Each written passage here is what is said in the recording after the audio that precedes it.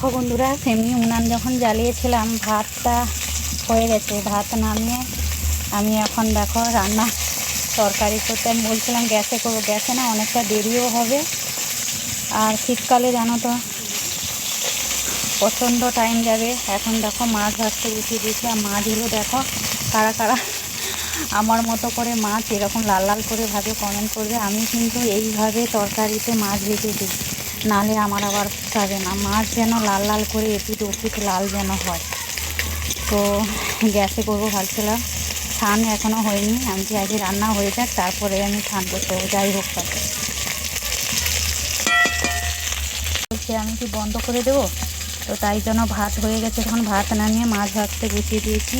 তো এখন শাক বসাবো। চিকনি শাক যে বেঁচেছিলাম সেটা হয়ে গেছে রেডি, আমার বাচ্চা কাটা।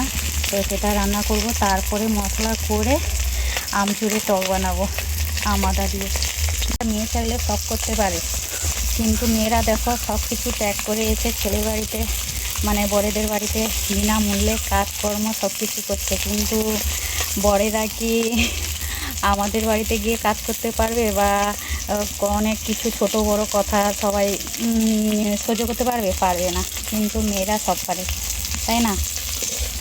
একদিক থেকে মেয়েরা অনেক বড় ছেলেদের থেকে, মানে এইসব কথার দিক থেকে।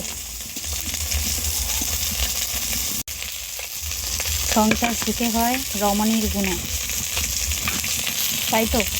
রোদ এখানে লাগতে তো আমার ফুল গাছগুলো কি দুর্দান্ত লাগছে, ঝিকমিক ঝিকমিক ঝিকমিক ঝিকমিক করছে, রোদের কালারিং দিচ্ছে ফুলগুলো, হ্যাভি হ্যাভি লাগছে।